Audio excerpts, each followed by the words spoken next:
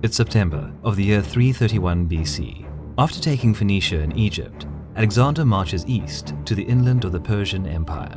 As his troops were about to cross the Tigris River, he received scout reports that Persian king Darius had gathered another huge army and was preparing for a decisive encounter with the Macedonians. Both armies finally met on the vast open field near the village of Gaugamela in a final clash between the two biggest powers of classical antiquity.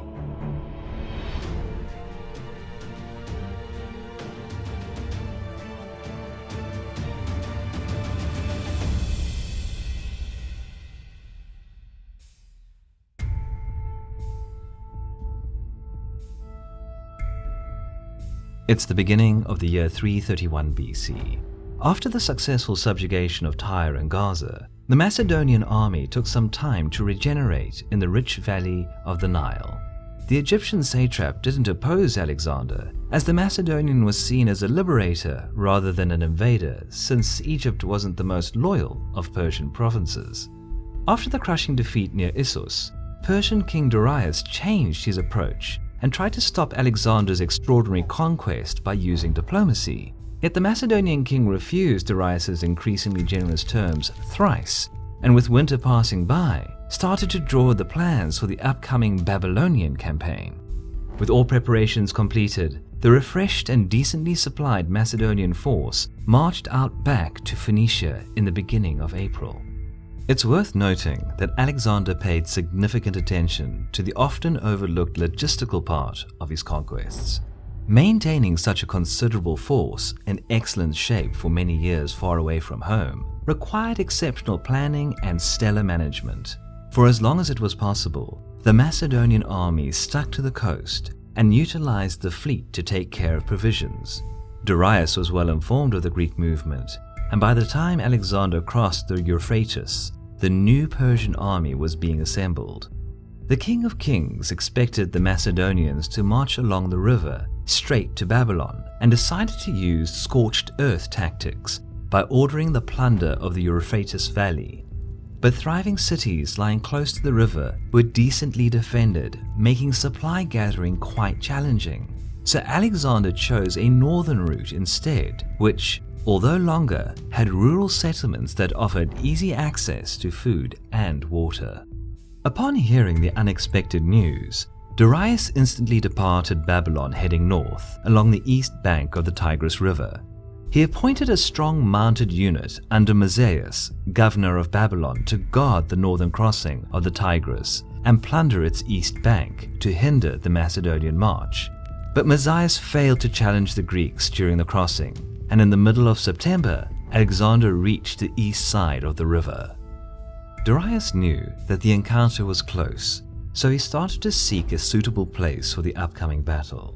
He set up camp on a wide plain near the village of Gaugamela and began preparations. In the meantime, Alexander's troops caught a Persian scouting party and found out that Darius was camping 30 kilometers to the east. The Macedonian king quickly dispatched his own scouts and advanced towards the enemy.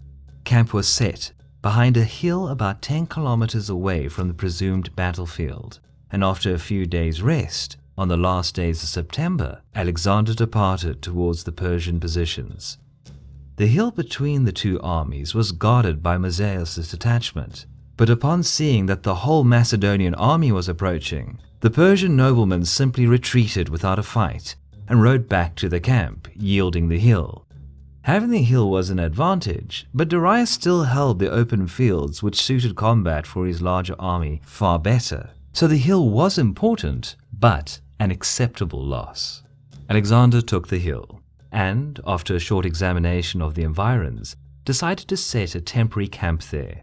This maneuver gave him a significant advantage, as the higher ground provided a good view of the Persian camp and their troop deployment. Moreover, the hill was well suited for defense purposes, so Alexander didn't rush and comfortably prepared for the battle, making sure his troops were well fed, rested, and in good mental condition. In comparison, due to Mazaeus' failure, Darius was under constant threat of sudden Greek attack, even at night, so his troops had to maintain readiness for battle. Of course, Darius had superior numbers, plenty of solid cavalry, and suitable terrain, but his army could do nothing but wait for the Macedonians to make the first move, as storming the ridge was not a viable option. The sun slowly set on the horizon, while Alexander discussed the upcoming battle with his officers. It is said that his second-in-command, Parmenion, advised a night attack in order to catch the Persians off guard, but Alexander turned down this idea as too risky. The Macedonian command then agreed to attack the next day in the morning. The night passed by, and the first sun rays lit up the battlefield. It was the 1st of October. The Persian army was already in battle formations, as they spent the whole night waiting for the Macedonian attack, which never came. Darius efficiently used the manpower of his vast empire. Up to 100,000 men were gathered to fight for their king. 10,000 of the professional immortal infantry, together with a few thousand Greek mercenaries, formed the core of the Persian center. But the real power of Darius's army was positioned on the flanks. More than 30,000 fine cavalrymen from various Persian satrapies posed a serious threat, especially on such a wide and level battlefield. Darius also had a few hundred Indian scythe chariots and even 15 elephants, though these animals probably didn't take part in the battle. The rest of his army was formed by various infantry units gathered from tribes inhabiting the Achaemenid Empire, though their battle potential was questionable. Due to the size of the Persian army, the command was split between Darius and his trusted generals Mazias and Bessos.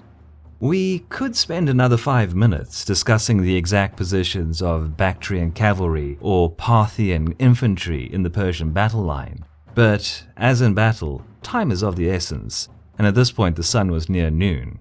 Oversleeping Alexander finally awoke, and the refreshed Macedonian army abandoned the hill and began their deployment. 40,000 infantrymen and a 7,000-strong cavalry detachment formed a slanted battle line, with the right flank facing the front of the Persian center. To avoid possible encirclement, both flanks were sufficiently reinforced and slightly curved backwards. The Macedonian center was occupied by a disciplined Sarissa phalanx, supported by solid Hypaspist units. Cavalry was split between both flanks, Thessalian units on the left and companion cavalry on the right. The second line was occupied by Thracian and Illyrian infantry. Just like in previous battles, the command was split between Alexander and Parmenion. To achieve a flanking advantage, the Macedonian king started to move his line right, but Darius immediately countered by stretching his left flank and matched the opponent's movement.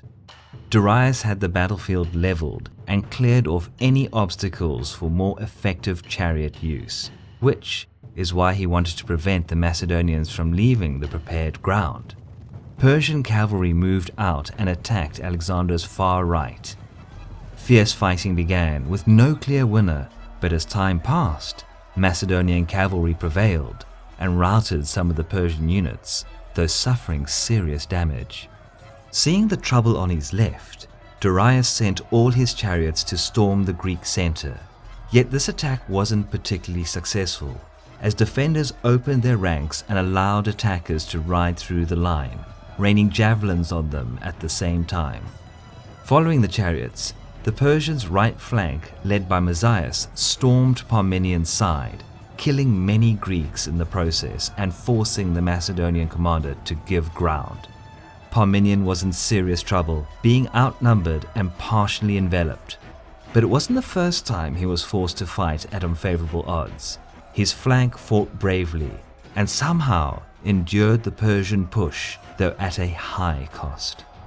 It was at this point that Darius noticed that Alexander was moving his flank to the right, while Parmenion stayed on the left, creating a gap in the Macedonian center. The Persian king saw this as a weak point and impulsively sent his immortal units to exploit the opening. But this was bait. Doing so exposed Darius's own center. Alexander had waited for such an opportunity. He swiftly moved companion cavalry supported by the remaining units of his flank and struck the Persian center, right where Darius's exposed royal guard stood. Despite the support of the second-line units, the impetus of the Macedonian charge quickly broke the Persian line. Soon, Darius realized the danger, and just as he did 2 years earlier, fled the battlefield. Alexander began pursuit immediately, but soon overturned his temptation and rode back to relieve Parmenian's flank. Fierce combat still raged on the Macedonian left. When rescue finally came, the remaining Persian forces were soon overwhelmed and routed. Although Darius managed to escape yet again, complicating Alexander's political plans to crown himself as the king of Persia, the military power of the Achaemenid Empire was crippled. Macedonians had the core cities of Mesopotamia and Persia at their fingertips. After the brilliant show of his strategic and tactical prowess near Gaugamela, Alexander effectively ended the hegemony of the powerful Persian Empire in less than 5 years. But its subjugation didn't satiate his lust for power, and his story is yet to be continued.